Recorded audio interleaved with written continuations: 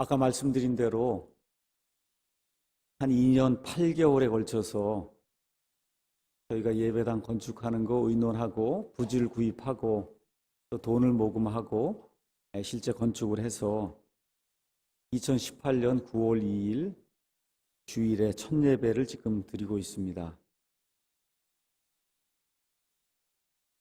우리가 살다 보면 여러 집으로 보통 이제 이사를 많이 다닙니다.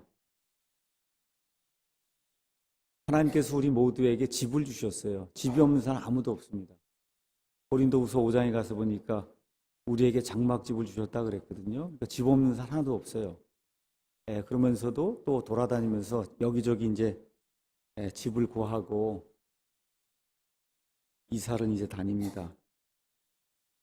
우리 교회도 또 집이 있어야 이렇게 모일 수 있는데 하여튼 집 이야기를 하다 보니까 저나 여러분이나 아마 우리 모두가 짓고 즐길 수 있는 집 가운데 최대 가격의 집을 지었어요. 저희가 100억이 넘는 집을 지금 짓고, 여러분 이게 저의 집이 아니고 여러분의 집입니다.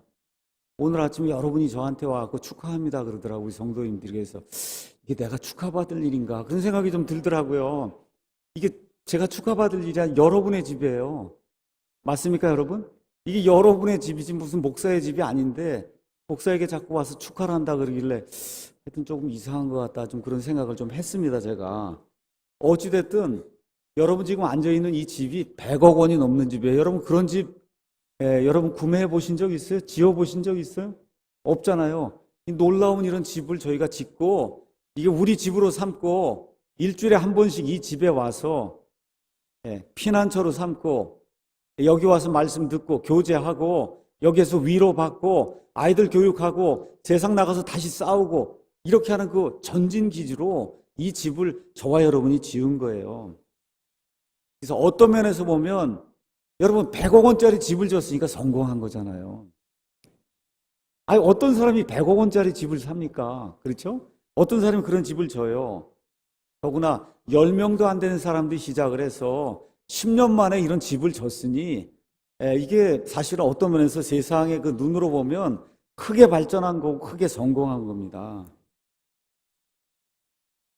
그런데 하나님의 이 성경 말씀을 가서 보니까 이렇게 외적인 건물, 뭐 집 이런 거 이런 크기가 실제 하나님 눈에 볼 때 성공의 척도는 아니다 이렇게 되어 있습니다. 많은 경우 아브라함처럼 다윗처럼 요셉처럼 하나님을 잘 섬기면은 이 세상에 여러 가지 복도 받는 이런 경우가 많이 있습니다. 그럼에도 불구하고 꼭 그것이 같이 가는 건 아니다. 다 쓰지 못할 정도로 엄청나게 많은 돈을 벌고 큰 집을 짓고도 이 세상에는 불행한 사람이 굉장히 많습니다. 맞습니까? 야, 저걸 뭐하러 할까? 제가 요새 어떤 분 보면 그래요. 야, 그걸 뭐하러 해갖고 저렇게 온 국민의 속을 썩이고 그렇게 하면서 스트레스를 받으면서 살까? 좀 그런 생각이 좀 제가 들더라고요. 그러니까 내가 높은 지위를 차지하거나 큰 집을 지은 게 이게 반드시 하나님의 눈에 볼 때 성공한 것은 아니다. 오늘 보니까 오후 시간에 우리 중등부 그다음에 고등부 우리 학생들도 같이 있는 것 같아요. 제가 사실 오늘 우리 학생들이 같이 오후에 예배 드릴 건 생각을 하지 못했는데 오늘 제가 잠언이 말씀을 통해서 인생에 좋은 교훈을 줄 수 있는 이런 계기가 돼서 이것도 또 하나님의 은혜다 이렇게 생각을 합니다. 저도 애를 셋을 키웠고 이제 앞으로 손녀가 지금 셋이 있고 앞으로 이제 계속해서 이 아이들 다 올바르게 이제 제가 키워야 되는데 이런 생각을 하고 있는데 오늘 마침 뭐 예준이를 비롯해서 이거 보니까 다 있더라고요. 예준이. 그래서 이 아이들을 놓고 목사가 어떻게 해야 성공하는 그런 삶을 살 수 있는 건가 이거를 이렇게 좀 이야기할 수 있는 이런 계기를 갖게 돼서 대단히 참 기쁩니다. 오늘 우리가 잠언 읽었습니다. 히브리 말로 잠언 이렇게 나오는데 잠언은 원래 다스린다는 뜻이에요. 다스린다. 그러니까 잠언은 우리의 행동을 다스리기 위해 하나님이 주신 책이에요. 땅에 사는 사람들을 위한 하늘의 법칙을 담은 책이다. 우리가 그렇게 이야기할 수 있어요. 그래서 잠언을 많이 읽고 그 안에 있는 말씀에 따라 사람이 지혜롭게 변하게 되면 하나님 보시기에 하나님 앞에서 행복한 사람, 그런 사람이 될 수 있는 거예요. 이 잠언이 대단히 중요하고 잠언이 31장으로 되어 있기 때문에 미국의 많은 분들이 하루에 한 장씩 읽으면 한 달에 한 번씩 잠언을 읽는 거예요. 그래서 많이 읽습니다. 이 잠언의 말씀을. 자, 그래서 오늘은 하나님 보시기에 행복한 사람이 무엇인가? 우리 예배당도 이렇게 직구했는데 이것만 있고 행복이고 이것만이 성공이 아니다. 이런 것과 함께 참으로 하나님 보시기에 행복한 삶을 산다는 것이 무엇인가? 하나님 보시기에 성공한다는 것이 무엇인가? 이런 것을 우리 아이들과 함께 생각해보는 그런 시간을 좀 갖도록 하겠습니다. 잠언은 하나님의 말씀인데 이 잠언을 아무리 읽어도 그 안에는 어떻게 구원받는다, 그렇죠? 어떻게 성화가 된다, 메시아의 예언의 말씀, 뭐 초림의 말씀, 재림의 말씀, 휴거, 부활, 그렇죠? 뭐 천년왕국, 앞으로 이룰 새하늘, 이런 거 하나도 나오질 않아요. 잠언에는. 또 잠언은 많은 책은 이렇게 하나의 일관된 이야기로 이렇게 구성이 되어 있어요. 마태복음 하면 예수님 출생부터 쭉 시작해갖고 예수님 이제 승천하시기 전까지 이게 하나의 일관된 이야기. 창세기를 펴면 이 모든 것이 창조가 되어서 그래서 하나님이 아브라함을 부르시고 그래서 이스라엘의 12지파를 만드신 이런 과정이 일관되게 쭉 이렇게 이제 이야기로 이렇게 나와 있어요. 근데 잠언은 그런 책도 아니에요. 잠언은 이 안에 한두 줄로 되어 있는, 그래서 인생의 문제들을 해결하기 위해서 하나님이 주시는 지혜의 말씀들이 한 절이나 두 절에 짧게 이렇게 기록이 돼 있어요. 그래서 이런 문제가 닥칠 땐 이렇게 대응하고 저런 문제가 닥칠 땐 이렇게 대응하고, 그렇죠? 이렇게 해서 인생을 사는 가운데 하나님 보시기에 행복하고 하나님 보시기에 성공적인 그런 삶을 살 수 있도록 그런 지침을 마련해 주신 것과 같은 책이 잠언이다. 제가 10년 한 반 동안 여기 사랑침례교회 목사를 하면서 설교를 했는데 복 받는 이야기는 아마 거의 한 번도 없었을 겁니다. 또 오늘 아예 제목을 잠언으로 복 받고 성공하기 이렇게 잡았어요. 아주 담대하게 제가. 오늘 보니까 우리 교회에서 처음 박수 친 것 같아요. 아까 보니까 대단하던데 보니까 목사 허락도 받지 않고 막 박수도 치고 막 그랬더라고요. 그래서 오늘 아예 그냥 담대하게 제목도 잠언으로 복받고 성공하기 이렇게 잡았습니다. 자, 일단은 잠언의 목적이 뭔가 한번 보도록 하겠습니다. 잠언 1장에 가서 1절에서 7절까지 가서 보니까 다윗의 아들 이스라엘 왕 솔로몬의 잠언이다 이렇게 기록이 되어 있어요. 물론 이 안에 솔로몬 말고 다른 사람이 지어놓은 히스기야의 잠언도 있고 이런 잠언이 있습니다.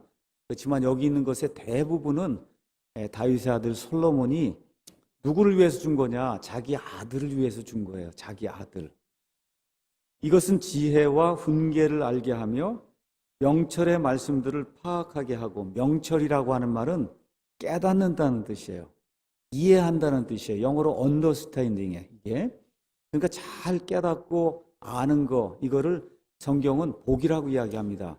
그래서 지혜와 명철, 잠언과 전도서는 지혜, 명철 계속 그렇게 이야기가 나오는 거예요. 그래서 지혜와 정의와 판단의 공의, 우리가 이 세상 살다 보면 판단을 해야 되는데 어떤 판단은 악한 판단이에요. 남을 괴롭게 해요. 본인도 괴롭게 해요. 이런 판단이 있어요. 근데 공의로운 판단을 해야 된다는, 하나님 보시기에 공의로운 판단하고 공평의 훈계, 누구에게나 공평하게 누구나 느끼는 그와 같은 교훈을 줄 수 있는 그러한 훈계를 받게 하며 단순한 자에게 민감함을 주고, 그러니까 단순하면 민감하지 않다는 거예요. 대충 듣는다는 거예요. 이런 사람들에게 민감함을 준다는 겁니다. 젊은 자에게 지식과 분별을 주기 위한 것이니 지혜로운 자는 듣고 학식을 더할 것이요 명철한 자는 지혜로운 권고들을 얻어서 잠언과 해석과 지혜로운 자들의 말들과 그들의 은밀한 말들을 깨달을지니라 이렇게 돼 있어요. 그래서 성경 안에는 쉬운 말도 있고 어려운 말도 있습니다. 그래서 사람이 이제 점점 성장하면 딱딱한 음식을 먹듯이 저와 여러분이 성경을 이렇게 읽으면은 참 오묘하게 은밀하게 이렇게 되어 있는 그런 말씀들도 그것도 깨달아 알 수 있도록 하나님께서 깨닫는 지혜를 주시기 위해서 잠언의 말씀을 주셨다. 다 같이 읽겠습니다. 주를 두려워하는 것이 지식의 시작이거늘 어리석은 자들은 지혜와 훈계를 멸시하느니라. 이렇게 해서 자기 아들에게 직접 주는 거예요. 여호와 하나님을 두려워해라. 여호와 하나님을 두려워하는 그런 아들이 되라. 이렇게 해야 그래야 하나님의 복을 받고 그리고 인생에서 성공할 수 있다. 지금 솔로몬이 그렇게 이야기하고 있는 겁니다. 오늘은 잠언 3장 1절에서 이제 10절 말씀을 여러분에게 간단하게 이렇게 말씀을 드릴 거예요. 그 드리기에 앞서서 잠언에 나오는 세 종류의 사람들 여러분에게 소개를 하려고 합니다. 잠언에 세 종류의 사람이 나옵니다. 첫 번째는 어리석은 자.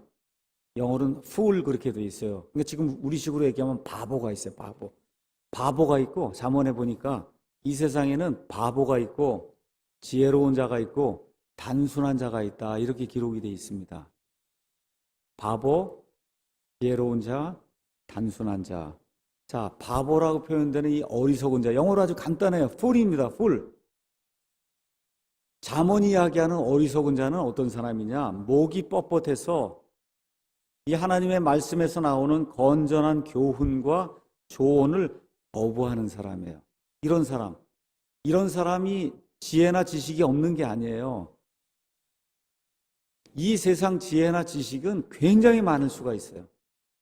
그런데 하나님의 말씀과 조언과 이게 들어가게 되면 그러면 내가 다 아는데 왜 이런 싱거운 그런 이야기를 하느냐 이렇게 생각을 하고 하나님의 말씀을 무시하는 이런 사람을 성경은 바보라고 이야기한다는 거예요. 푸울이라고 이야기한다는 거예요. 이 푸울, 바보의 동의어는 여기 잠언에 가서 보면 죄인, 위선자, 사악한 자 이렇게 기록이 돼 있어요. 그러니까 사람이 아무리 많이 배우고 돈이 많더라도 하나님이 보실 때 너는 어리석은 자다. 하나님이 보실 때 너는 위선자다. 죄인이다. 사악한 자다. 이렇게 하는 사람이 있다는 거예요. 여기 잠언에 어리석은 자로 번역된 이 히브리 말을 가서 보면 세 종류 말이 어리석은 자로 번역이 됐습니다. 에빌이라는 뜻이에요. 에빌. 에빌은 습관적으로 몸과 혼을 부주의하게 쓰는 사람. 그래서 제가 여러분에게 특별히 오늘 학생들에게 좀 말씀을 드려요. 어려서부터 습관을 잘 들여야 된다. 습관을 잘 들여야 된다. 부주의하게 어머니 아버지가 이렇게 이야기하면 귀를 기울여서 이거 들어야 되는데 자꾸 지겹다고 그러고 귀를 닫고 이렇게 하면 망한다는 거. 이런 사람이 어리석은 사람이다.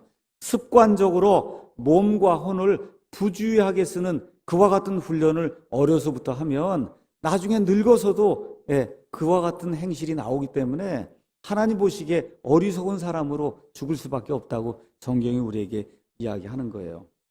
두 번째는 캐실이라고 하는 그런 단어가 쓰였는데 이 단어는 마음이 아주 딱딱해갖고 그래서 배우려고 하질 않아요. 마음이 딱딱해. 내가 다 안다는 거예요. 다 알아. 그래서 누가 이렇게 좋은 걸 가르쳐 주거나 이게 바른 길이라고 얘기할 때 절대 들으려고 하지 않는 이런 사람. 잠언에 한 50번 정도 이렇게 나오는데 이런 사람을 어리석은 자다 이렇게 성경이 이야기하고 있어요. 그 다음에 또 어떤 사람이 나오냐면 히브리 말로 나발로 표현되는 사람이에요. 나발은 꼭 이야기를 하면 반역하려는 그런 마음을 가진 사람이 있어요. 아버지가 오른쪽으로 가라면 꼭 왼쪽으로 가는 아들이 있다. 이게 히브리 말로 이걸 나발이라고 얘기하는 거예요. 나발. 이런 사람을 우리 킹제임스 성경에 이렇게 들어오면서 번역이 될 때 fool로 번역을 했어요. fool. 올바른 걸 이야기하면 꼭 반역하는 사람이 있습니다. 반역하는 사람. 저도 삶을 살다가 이런 사람을 좀 봐요. 이게 이렇게 가라고 그러는데 왜 이렇게 갈까? 그런 사람이 있다는 거예요. 이런 사람을 성경은 어리석은 자다. 이런 사람의 특징이 뭐냐? 시편에 남아있는 것처럼 하나님은 없다라고 말하는 어리석은 자가 있다는 거예요. 여러분, 이거 한번 보세요. 여기 마이크도 보시고 여기 우리 서창 캠퍼스 이거 예배당을 누가 지었어요? 하늘에서 뚝 떨어졌어요. 이 서창 캠퍼스 여러분 누가 지었어요? 뚝 떨어졌어요. 그럼 지으려면 누가 설계자가 이걸 다 설계를 해갖고 강도를 계산하고 콘크리트를 붓고 해갖고 여기 서창 캠퍼스를 지금 지었잖아요. 맞습니까? 그럼 이 세상 우주 공간에 있는 모든 거 그냥 생길 수 있어요? 그냥 생길 수 있어요? 근데 그냥 생긴다는 거예요. 이상하게. 그런 사람이 있는 거예요. 매일 숟가락질하고 하면 숟가락도 그 생기는 그냥 생기는 게 아닌데 이런 건 그냥 생기지 않는데 이 엄청난 지구와 우주와 있는 이 모든 거는 그냥 생긴다고 믿는 어리석은 사람이 있다. 이렇게 어리석으니까 어떻게 해야 돼요? 하나님이 없다라고 이야기하기 때문에 결국 패망의 길로 들어서서 성경에서 하나님의 임재를 떠나 영원 무궁토록 불호수 속에 들어갈 수밖에 없는 이와 같은 존재를 성경은 어리석은 자라고 이야기한다. 어리석은 자.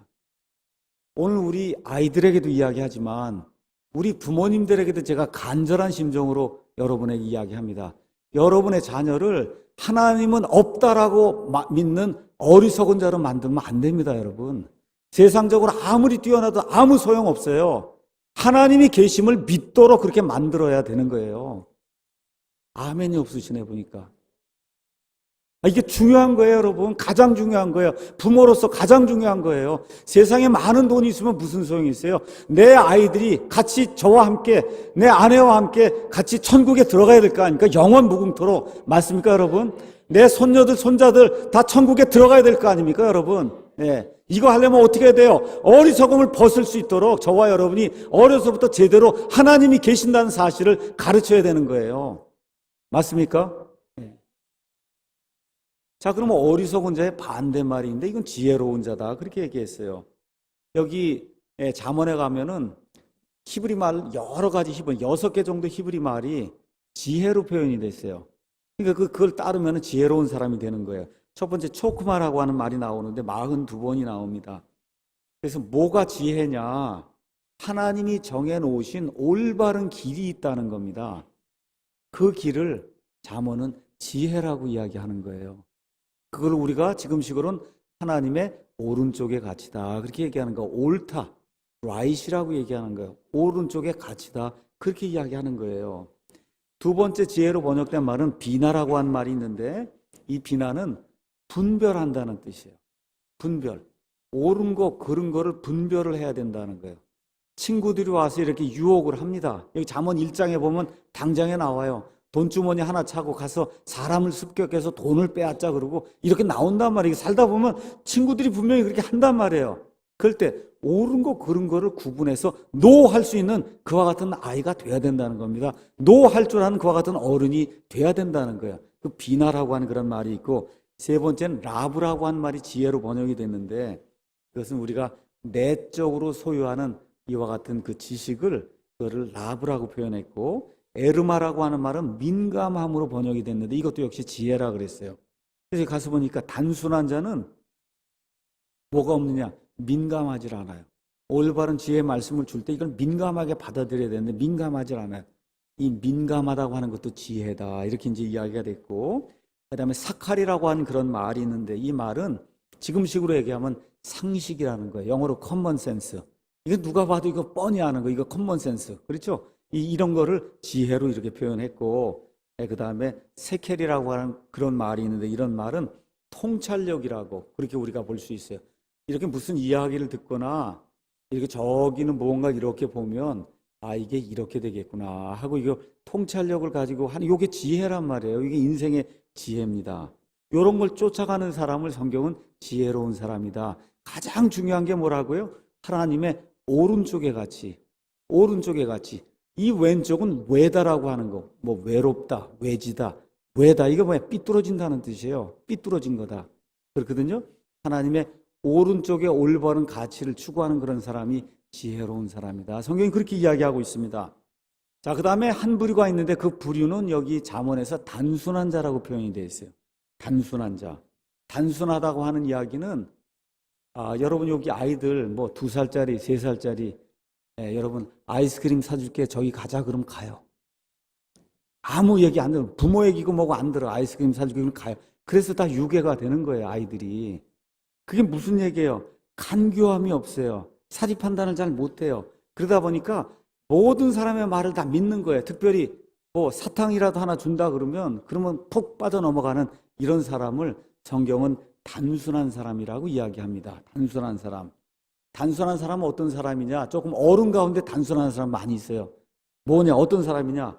바른 것을 배우지 못한 사람을 성경은 단순한 사람이라고 그래요. 나이가 60, 70, 80이 됐어도 올바른 가치를 배우지 못해서 지혜롭지 못하면 그런 사람을 성경은 단순한 사람이라고 이야기해요.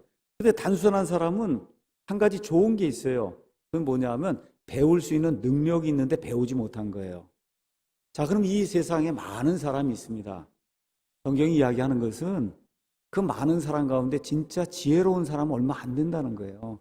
하나님 보시기에 진짜 지혜로운 그런 사람, 요셉과 같이 이런 사람 많지 않다는 거예요. 대다수 사람이 단순하거나 어리석다고 이야기합니다. 잠언을 왜 주셨냐? 어리석은 사람이 민감함을 얻어서 하나님의 올바른 그런 가치를 받아서 어떻게 되라고? 변화가 돼서 지혜로운 사람이 되라고 하나님이 주신 이 말씀이 잠언이라는 겁니다. 여러분 이해하시겠죠? 예. 그래서 그걸 기억을 하시고 하루에 한 장씩도 쭉 정하셔서 읽으시면은 자꾸 사람이 민감하게 되고, 예, 상식이 늘어나게 되고, 하나님 보시기에 오른쪽에 있는 그런 가치를 보게 되고, 이렇게 돼서 정말 하나님과 사람에게 호감을 줄 수 있는 이런 사람으로 변한다는 겁니다. 이렇게 이제 되게 될 때 어떤 일이 생기냐? 말 그대로 오늘 제목처럼 복받고 성공하는 거예요, 여러분. 여러분, 복받고 성공하는 거예요. 좋은 거예요, 여러분. 이왕 이미 이 세상에 살면 복도 받고 성공하는 거 얼마나 좋습니까? 내가 하고 있는 그 일에서 복받고 성공하는 거 여러분 엄청나게 좋은 거예요. 자, 그래서 그 말씀을 여러분에게 드리려고 합니다. 자, 성공과 축복의 비결이 잠언 전체에 나와 있는데 오늘은 잠언 3장에 있는 말씀을 제가 택했습니다. 3장 1절에서 이제 10절. 자, 왜 택했느냐? 이번에 우리가 큰 일을 이루었습니다. 정말 상상해 보지도 못했던 그런 일을 이루었어요. 자, 이 큰 일을 이룬 것으로 자만하면은 그러면 패망의 길로 가게 돼요. 그래서 제가 이 말씀을 이렇게 선택을 해서 지혜로운 사람이 돼서 그래서 하나님 보시기에 행복한 그 길을 우리가 이 땅에 존재하는 한 서창 캠퍼스에 있든 논영 캠퍼스에 있든 아니면 저 처음에 시작했던 그 조그만 속내 그 예배당에 있었든 그렇죠? 그 예배당 크기나 이런 거 사람 모이는 거 이런 거 상관없이 어떻게 초지일관 하나님 앞에 행복하고 하나님께 복을 받고 그 다음에 사람과 하나님에게 호감을 받을 수 있는 이런 사람이 될 수 있는가? 그래서 성공하는 그런 인생을 살 수 있는가? 이 집약된 말씀이 잠언 3장에 나와 있기 때문에 어려운 게 아닙니다. 그래서 그냥 여러분에게 하나하나 이렇게 읽으면서 우리가 이렇게 해보자 하고 여러분에게 권면의 말씀을 좀 드리려고 합니다. 자, 헌금해서 예배당 줬으니까 오늘 제목을 또 목사가 복받고 성공하자 뭐 이런 걸로 지은 거다 이렇게 생각하시면 안 돼요. 제가 가장 미워하는 게 번영신학입니다. 예수님 믿으면 무조건 복받고 애들이 대학 잘 가고 사업이 잘 되고 아파트 50평 사고 뭐 이런 거 이거 제가 제일 미워하는 거예요. 그럼에도 불구하고 오늘은 여러분과 제가 최선을 다해서 하나님의 일을 하게 될 때 자연적으로 하나님이 주시는 그런 복이 있어요. 그 복 받는 사람 이미 되었고 그거를 유지하자는 거예요, 여러분. 이 예배당을 지었으니까 이미 복을 받은 거예요. 받고 계속 복을 받자 그 얘기하는 겁니다, 여러분. 계속 복을 받자. 아멘이 적으신 것 같아. 계속 하나님이 주시는 방법대로 계속 복을 받아 성공하는 그런 인생을 살자. 제가 그 얘기를 하려고 하는 겁니다. 감사합니다. 자, 1절 가서 보니까 내 아들아 내 법을 잊지 말고 내 마음이 내 명령들을 지키게 할지어다. 그것들이 내게 많은 날과 아버지의 법, 그렇죠? 아버지의 명령들 이런 게 내게 많은 날과 오래 사는 것과 화평을 더한다. 이렇게 이제 기록이 되어 있습니다. 자, 어머니나 아버지가 아이들보다는 인생을 더 30년, 40년 더 살았어요. 그렇죠? 인생을 말 그대로 산전수전을 더 겪었습니다. 이렇게 하다 보니까 어떤 게 생겼어요? 이 길로 가면 반드시 패망하고 이 길로 가야만 성공한다고 하는 통계학적으로 증명이 돼 있는 이와 같은 상식적인 수준의 판단할 수 있는 그런 걸 가지고 아이에게 내 아버지, 어머니가 얘기하는 것을 내가 반드시 들어라. 그렇게 이야기하는 그런 길이 있다는 거예요. 그러니까 자녀가 돼서 어머니, 아버지가 이렇게 가라고 하는 그 길 얘기할, 아우, 듣기 싫어. 이렇게 나가면 그거 어리석은 사람이 된다는 거예요. 어리석은 사람이 된다. 이 세상에 어느 아버지가, 어느 어머니가 아들이 도둑질하고 사기질하고 뭐 이렇게 하고 영창 가고 감옥, 이거 원하는 어머니, 아버지가 어디 있어요? 그렇죠? 심지어 죄인, 감옥에 갇혀있는 어머니, 아버지라도 이런 거 하지 말라고 그럴 거 아니에요. 맞습니까? 그런 보편적인 그런 길이 있다는 겁니다. 보편적인, 이런 거 어디서 나오는 거냐? 하나님의 지혜에서 나오는 거예요. 하나님의 지혜. 사람들이 인류가 이 땅에 거한 지 한 6천 년 정도 됐어요. 6천 년 동안 사람들이 쭉 살아오면서 보니까 이쪽으로 가면 사람이 잘 되고 이쪽으로 가면 사람이 패망한다는 그런 길이 눈에 보이게 나와 있다는 겁니다. 저와 여러분이 보수적인 사람이에요. 보수, 컨서버티비즘이라고 하는 거 이야기하는 보수라고 하는 건 뭐냐 하면 과거의 지혜를 존중하는 거예요. 내 아버지의 지혜, 내 할아버지의 지혜 쭉 타고 올라가서 아담부터 내려오면서 특별히 우리는 성경에 나와 있는 하나님의 그 믿음의 선진들의 그 경험했던 그런 가지고 있던 그런 지혜들을 존중하는 것을 우리가 보수주의라고 이야기하는 겁니다. 보수주의. 이 보수주의 신앙을 가지면 어떤 일이 생기느냐? 인간이 참 연약한 존재이구나. 이걸 깨닫게 돼요. 참 인간은 부족한 존재이구나. 이걸 깨닫게 되는 거예요. 이 보수주의 그런 이 관점을 지니게 되면 참 인간은 사악하구나. 이걸 깨닫게 되는 거예요. 그렇죠? 그래서 어떻게 되느냐? 인간의 힘으로는 이거 극복할 수가 없겠구나. 인간을 만든 하나님, 그 하나님만이 이거를 해결할 수 있겠구나. 이렇게 생각을 하고 사람의 힘으로는 이 땅에 완전한 세상을 구현한다는 게 불가능하다는 것을 지난 6천 년 동안 인간의 지혜가 보니까 그렇게 돼 있어요. 안 되는 거예요. 모두가 다 잘 살고 펑펑 이러고 불가능한 겁니다. 이게. 그렇죠. 그거를 깨닫고 그리고 설사 이 땅에서 내가 원하는 만큼의 보상을 받지 못해도 우리 온 세상 모든 것들을 창조하시고 이런 것들을 지배하시는 하나님이 궁극적으로 이 땅에서 공정하게 심판해 주지 않으면 그러면 하늘나라에서라도 공정하게 저와 여러분에게 심판을 베풀어 주시기 때문에 저와 여러분에게 소망이 있다고 믿는 게 그게 보수적인 사람의 신앙인 거예요. 가치관인 거예요. 여러분 믿습니까? 진보라고 하는 건 뭐냐 하면 하나님보다 앞서가겠다는 거예요. 그게 진보예요. 딴 거 없어요. 내 힘으로 다 완전한 세상을 만들 수 있다는 거예요. 이런 거 하는 거 아닙니다. 여기 잠언 이야기하는 거. 그건 뭐냐 하면 내 아들아, 내 아버지의 법을 지키라는 거예요. 아버지 그 위에 할아버지 법을 지켜. 그 넘어. 이게 무슨 얘기예요? 인간으로서 쭉 살아오는 가운데 올바른 것이 이렇게 차곡차곡 쌓여 있고 옳지 않은 게 이렇게 차곡차곡 쌓여 있으니까 내 아버지의 법을 따르면은 잘 되게 만들어 준다는 겁니다. 잘 되게. 이것이 보수적인 그와 같은 가치관을 가지고 사는 이와 같은 하나님의 사람들의 인생을 살아가는 그와 같은 관점이다. 우리가 그렇게 이제 생각을 하는 겁니다. 이렇게 하게 될 때 하나님이 어떻게 해준다는 거예요? 오래 사는 거하고 화평을 주신다는 거예요. 여러분, 오래 살고 싶으세요? 뭐 이왕이면 오래 사는 게 좋죠. 아프지 않고. 단서 하나 달고 아프지 않고 오래 사는 거는 그거 좋은 거예요. 좋은 거예요. 뭐 그걸 위해서 저는 기도하지는 않습니다. 다만 성경 전체를 볼 때 아프지 않고 오래 사는 거는 하나님이 주시는 복이라고 이렇게 나와 있으니까 기도는 하지 않아도 어떻게 올바르게 살면 오래 살고 화평하게 사는 거를 하나님이 주신다고 약속을 했다. 이거 복 압니까, 여러분? 그렇죠? 예. 자, 그 다음에 여기 특별히 여기 아버지의 법을 지키고 어머니의 법을 지키라고 하는 게 무슨 얘기냐? 내 부모를 공경하라는 거예요. 여러분, 어려운 일 얘기하는 게 아니에요. 어머니와 아버지를 공경해라. 십계명의 5번째 명령이 뭐예요? 아버지 어머니를 공경해라. 그럼 어떻게 돼요?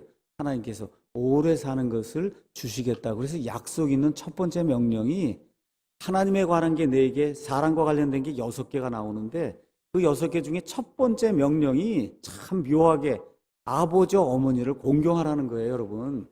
아버지. 그래서 제가 지난번에 뭐라 그랬어요? 헌금할 돈이 딱 여기 있는데 이걸 드리고 나면 부모님 공경할 수가 없다. 그럼 제가 뭐라 그랬어요? 부모님께 먼저 공경을 하고 그 다음에 남는 걸로 헌금하라. 그렇게 이야기했죠. 맞습니까? 이게 교회가 가르쳐야 될 바예요. 맞습니까, 여러분? 예. 자, 두 번째 가서 보니까 긍휼과 진리가 내게서 떠나지 말게 하고 그것들을 내 목에 매며 내 마음판에 기록을 해라. 아예 여기다 묻고 다니라는 겁니다. 뭐를 묻고 다니냐? 긍휼과 진리를 묻고 다니라는 거예요. 긍휼과 진리.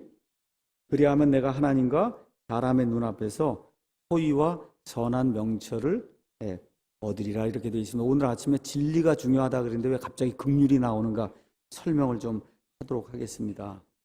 긍휼을 지금 먼저 두고 있어요. 긍휼.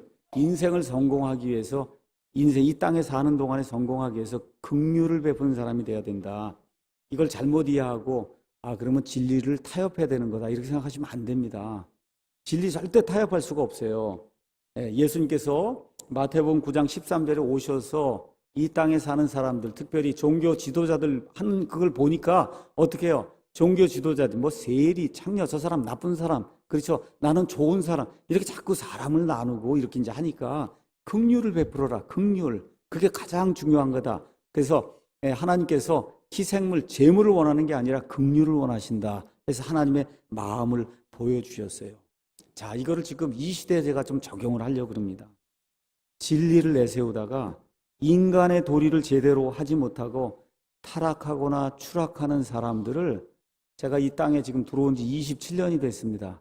27년 동안 킹제임스 성경을 쓴다고 그러고 진리를 추구한다고 그러고 우리만 확실하다 그러고 이런 사람들 많이 봤어요. 저도 그런 사람 중에 하나입니다.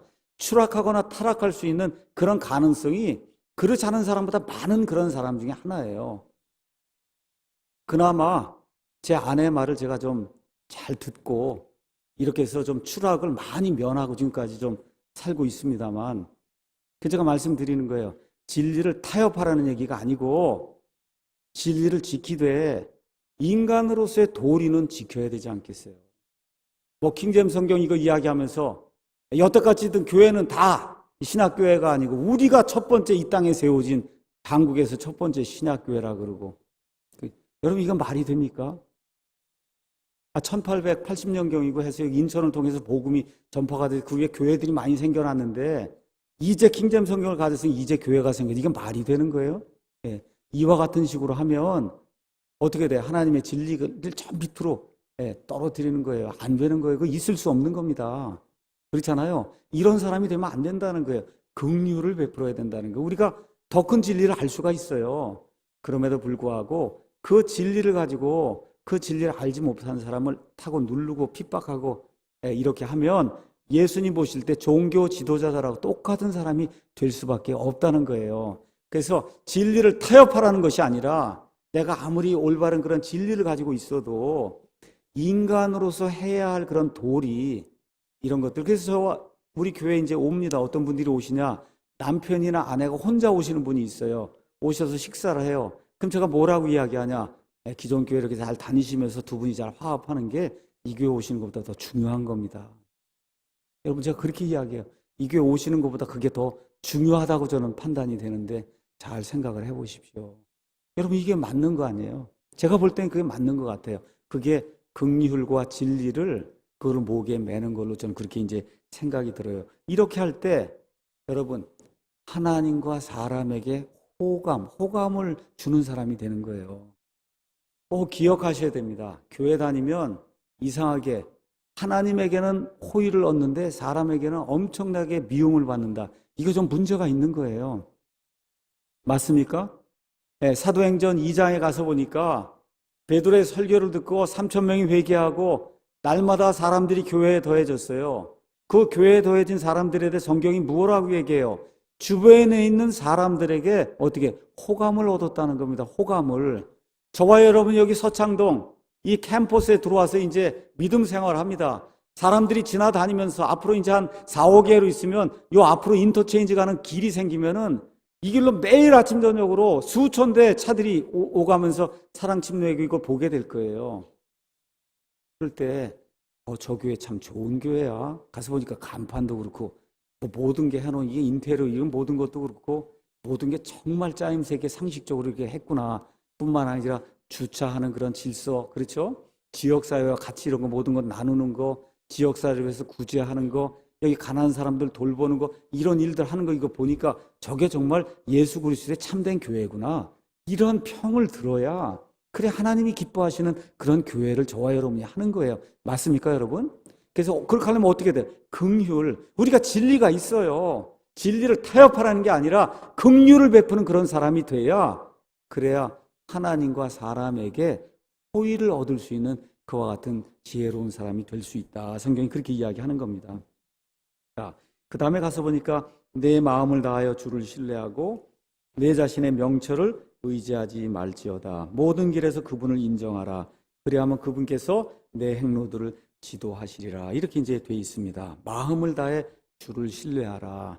여러분, 이스라엘 사람들은 지금 이 시간에 거의 하나님 믿지 않습니다. 하나님 믿지 않으면서 마치 주기도문처럼 외우는 말씀이 있어요. 그 말씀이 신명기 6장입니다. 한번 가서 보겠습니다. 신명기 6장. 이 뭐 회당에 나가지 않고 하나님을 섬기지 않으면서도 아침 저녁으로 잘 때마다 하늘에 대고 이렇게 외치는 말씀이 신명기 6장 4절, 5절 말씀이에요. 이거를 히브리 말로 쉐마라고 이야기해요. 쉐마. 그러니까 주기도문 외우듯이 유대인들이 외우는 게 있어요. 그게 쉐마예요. 쉐마. 오 이스라엘아 들으라. 주 우리 하나님 한 주시니 너는 내 마음을 다하고 혼을 다하고 힘을 다하여 주 내 하나님을 사랑하라. 이렇게 지금 기록이 돼 있잖아요. 믿지는 않아도 이 말씀을 아침마다 저녁마다 외우고 소리 지르고 이렇게 하는 유대인들이 굉장히 많아요. 여기 지금 솔로몬이 자기 아들에게 이 말씀을 주는 거예요. 이 쉐마의 말씀을 주는 거예요.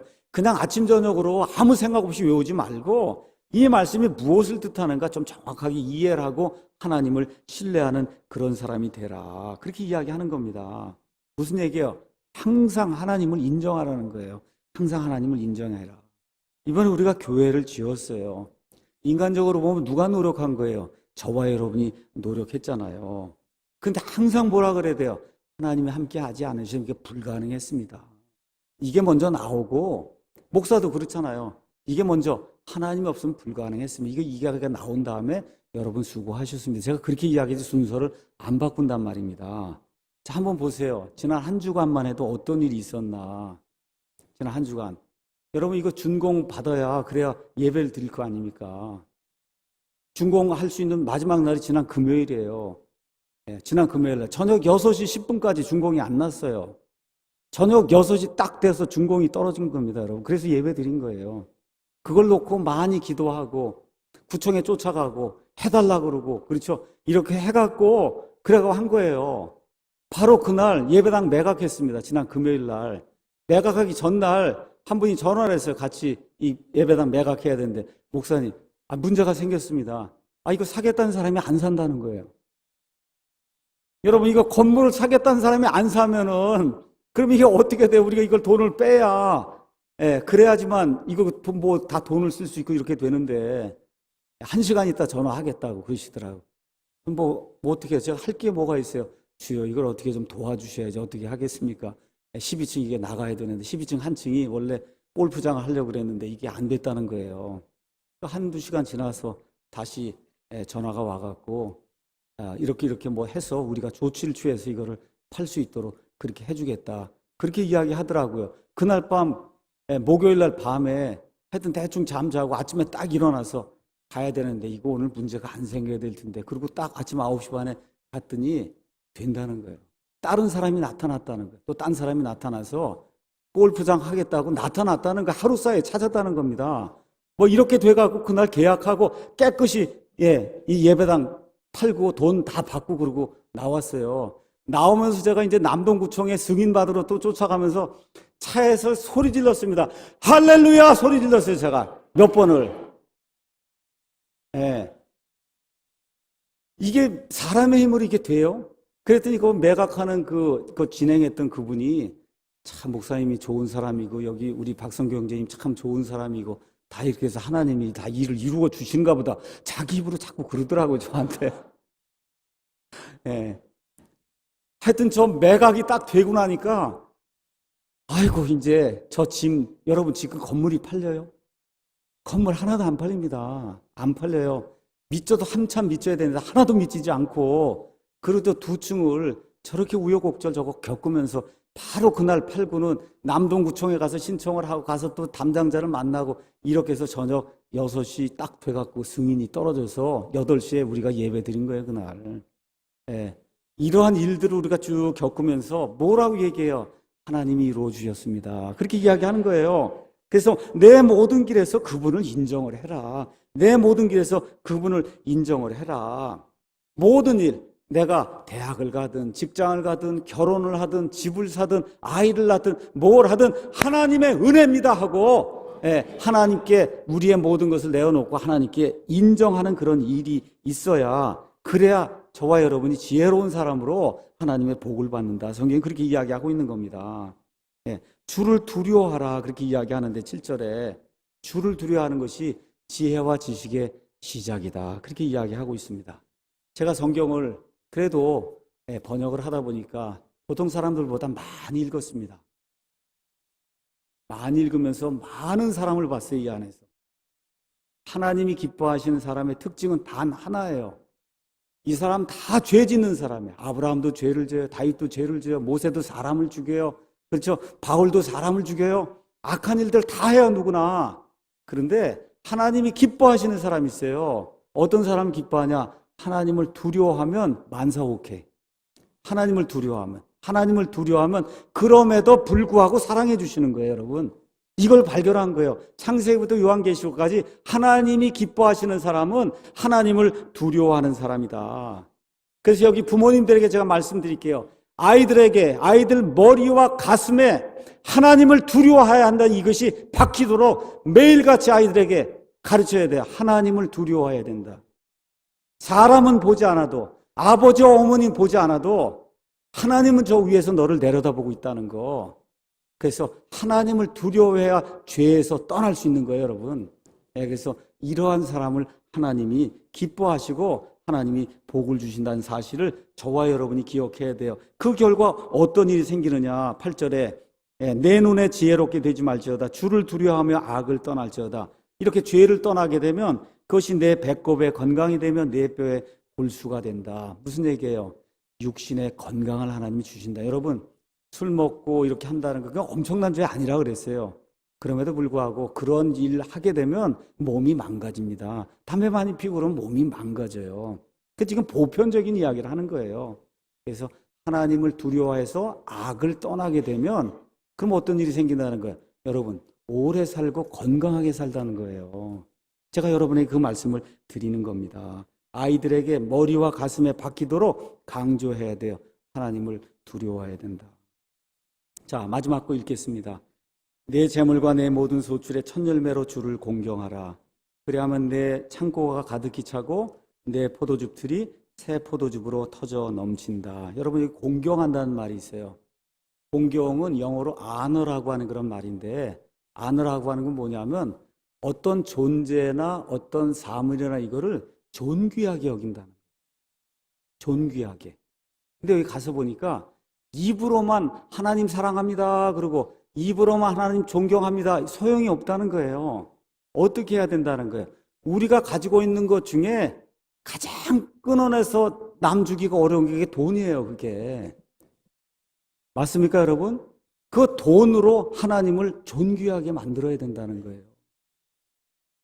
아멘이 없으시네 보니까. 여러분, 돈으로 하나님을 존귀하게 대접해야 된다는 겁니다. 그렇게 될 때 어떻게? 내 창고가 가득히 차고 내 포도즙들이 새 포도즙으로 가득하게 되는 그 일이 하나님의 말씀에 따라 있는 그대로 이루어진다고 성경이 우리에게 이야기하고 있는 거예요. 오늘 우리가 이게 서창 예배당을 이렇게 짓고 이 자리에 들어왔어요. 여러분, 이거 돈 없이 됩니까? 돈 없이 돼요, 이게? 안 되잖아요. 많은 사람들이 눈물을 흘리고, 그리고 어떻게 해요? 뭐라 그럴까? 가슴이 아픈 거 이거를 딱 이렇게 해갖고 가슴을 도려내서 어떻게 했어요?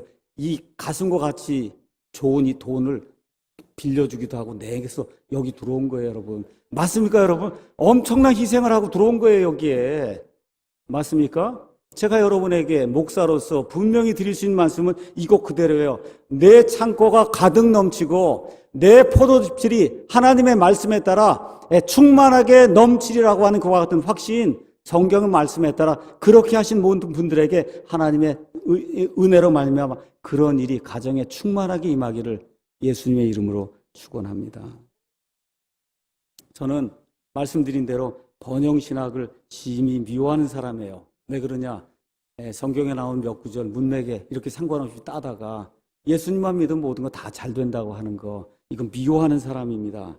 그럼에도 불구하고 오늘 이제 서창 캠퍼스를 짓고 또 오후까지 남아서 주님께 영광을 돌리려는 그러한 전한 마음을 가진 성도들에게 하나님의 말씀을 의지해서 제가 오늘 복받는 것과 성공하는 것, 그렇죠, 건강하게 사는 것을 여러분에게 말씀을 드렸어요. 자, 결론의 말씀 드립니다. 우리가 이 일을 하기 위해서 최선을 다해서 우리가 가진 걸 드렸습니다. 또 어떤 분들은 너무 재정적으로 어려워서 하지 못한 거 저도 다 알고 있어요. 하나님이 그 마음 아십니다. 그래서 돈을 드렸든 아니면 돈은 드리지 못해도 열심히 기도하며 이렇게 희생을 하며 우리가 같이 했던 이 모든 거 하나님이 다 하세요. 최선을 다해 드렸어요. 그렇죠? 그래서 잠언 3장 10절의 말씀에 따라 여기 그리하면 내 창고가 가득히 차고 내 포도즙들이 새 포도즙으로, 여기 가서 보니까 터져 넘친다고 하나님께서 약속해 준 그 말씀에 따라 최선을 다해서 하나님의 일을 하려고 했던 그 모든 사람들에게 하나님이 주시는 영과 육과 혼의 축복이 충만히 터져 넘치기를 예수님의 이름으로 축원합니다. 주를 두려워하는 마음을 가지면 하나님께서 우리 육신에 평안을 주신다고 그랬어요. 7절에 따라. 또 우리가 모든 일에서 주님을 인정하면 모든 길에서 우리를 인도해 주시겠다고 6절이 우리에게 말씀을 해 주셨습니다. 제가 이 교회를 하면서 또 목사가 된 이후로 한 번도 사용하지 않은 말씀이 있습니다. 우리 한번 가서 잠깐 보겠습니다. 한 번도, 모든 교회에서 하루에 한 번, 이 주일마다 사용하는데 한 번도 사용하지 않는 말씀이 있어요. 그 말씀을 한번 보도록 하겠습니다. 고린도후서 13장 14절 말씀에 이 축복을 여러분에게 드리고 마치겠습니다. 주 예수 그리스도의 은혜와 하나님의 사랑과 성령님의 교통하심이 너희 모두와 함께 있기를 원하노라. 아멘. 이렇게 이제 되어 있습니다. 그래서 오늘 하나님의 말씀을 선포하는 목사로서 최선을 다해서 하나님의 일을 위해 하나님의 집, 이 서창 캠퍼스를 짓기 위해 노력한, 그리고 노력하면서 동시에 진리 안에서 긍휼을 베풀며 하나님과 사람에게서 호감을 받는 좋은 그리스도인 시민이 되기 원하는 그런 사람들에게 첫 번째, 우리 주 예수 그리스도의 은혜가 영원 무궁토록 넘치기를 예수님의 이름으로 축원합니다. 두 번째, 그 아들 예수님을 이 땅에 보내주셔서 십자가에 죽도록 그렇게 만들어 주시면서 저와 여러분을 사랑해 주신 창조주 아버지 하나님의 그 사랑이 영원 무궁토록 저와 여러분 모두에게 충만히 넘치기를 간절히 원합니다. 마지막으로 가서 보니까 성령님의 교통하심, 이 교통하심이 영어로 가면 커뮤니언으로 이렇게 돼 있어요. 커뮤니언, 이거 뭐냐? 서로 친밀하게 교제를 나누는 거예요. 성령님이 우리 안에 들어와 계십니다. 내주하시는데 어떤 사람은 내주만 하지 교제가 안 되는 분이 있어요. 왜 안 되느냐? 자기 뜻대로만 사니까 교제가 안 되는 그런 분이 있어요. 그래서 오늘 이 서창 캠퍼스의 첫 예배를 드리면서 하나님, 앞으로 하나님 기뻐하신 그런 삶을 살겠습니다 하는 그렇게 약속하는 그런 모든 분들에게 성령님과 친밀하게 나누는 그런 교제가 영원무궁토록 저와 여러분 모두에게 충만하게 임하기를 예수님의 이름으로 축원합니다. 기도하겠습니다.